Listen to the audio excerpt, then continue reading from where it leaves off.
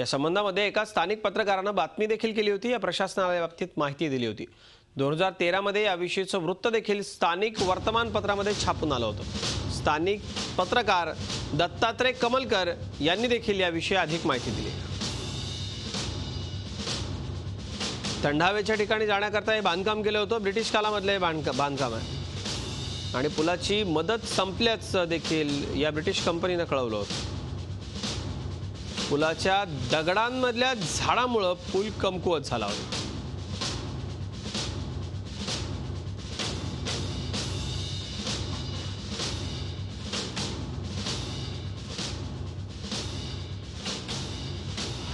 तुम्ही घटनेची पाहणी केली आहे, काय म्हणणं आहे?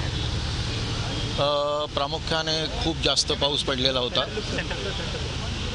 खूप मोठा पाऊस पडलेला होता आणि त्या पावसामुळे नदी देखील दुथडी भरून वाहते आणि ह्या नदी दुथडी भरून वाहत असताना जो जुना ब्रिज आहे हा ब्रिटिशकालीन ब्रिज आहे। आम्ही देखील आता मी रत्नागिरीला जाताना नेहमी किंवा माझं गाव देखील खेड असल्याकारणाने या ब्रिजवरनंच आम्ही नेहमी जातो आहे आणि तो ब्रिज जुना असल्याकारणाने नवीन ब्रिजचं देखील बांधकाम झालेलं होतं।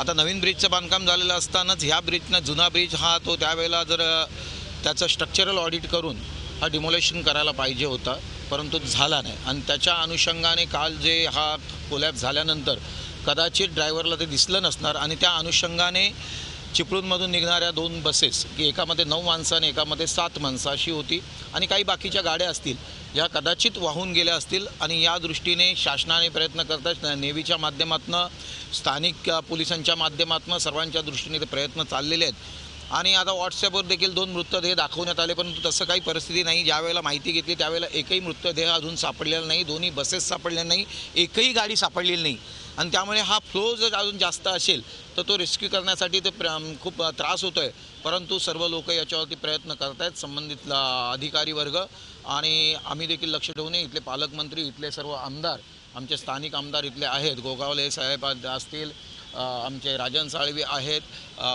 चव्हाण आहेत, सर्व जे विधानसभेचं अधिवेशन चालू असताना देखील सर्वजण आम्ही या ठिकाणी आलेले आहेत। तर त्या अनुषंगाने या ब्रिजच्याबद्दल आता अनेक लोकांनी प्रश्न करतात, परंतु रेस्क्यू करून लोकांना आता वाचवताना आलं, पण काय घडले त्या गाड्या वगैरे काय असतील तर काही मदत करता येईल, कारण हा डायरेक्ट पूर्ण समुद्राला, हा जो फ्लो आहे तो समुद्राला मिळतोय, तर ते गाड्या समुद्रापर्यंत गेल्या आहेत का, बॉडीज समुद्रामध्ये गेल्या आहेत का, समुद्रातनं कुठे आणखीन मिळतील याचा शोध घेणं हे प्रामुख्याने महत्त्वाचं आहे। त्याचबरोबर कुठेतरी दुर्लक्षितपणा झाला का अधिकाऱ्यांकडून, कारण जो पूल आहे तो धोकादायक ठरवण्यात आला होता तरी देखील वाहतूक या ठिकाणी सुरू नाही, ही तर चुकी मान्य करावी लागेल, कारण जर धोकादायक होता, जसं इन्फॉर्मेशन आलं होतं, तसं माहिती मिळाली होती किंवा असे काही लेटर्स आले असतील तर तो ज्याच्या माध्यमातून हे त्यांनी रेक्टिफाय करायला पाहिजे त्यांनी केलं नसेल तर तो आरोप सिद्ध होईल त्यांच्यावरती, त्यावेळेला योग्य ती कारवाई केली जाईल। परंतु या संदर्भातली चौकशी केली जाणार आहे का पूर्णपणे? नक्कीच केली जाईल ना, अशी विदाऊट चौकशी तुम्ही कोणालाच हे करू शकणार नाही। त्यामुळे ज्या वेळेला त्या माहिती मिळाली, जर त्यांच्याकडनं ज्यांनी जे बांधला होता त्या कंपनीच्या माध्यमातून जर लेटर आलेलं असेल सार्वजनिक बांधकाम खात्याला किंवा संबंधित कलेक्टरना वगैरे, तर त्याची जांच देखील केली जाईल आणि ज्या व्यक्तीच्या हलगर्जीपणामुळे की ज्या अधिकाऱ्याच्या हलगर्जीपणामुळे हे घडलेलं आहे तर त्याला दोषी ठरवण्यात येईलच। धन्यवाद।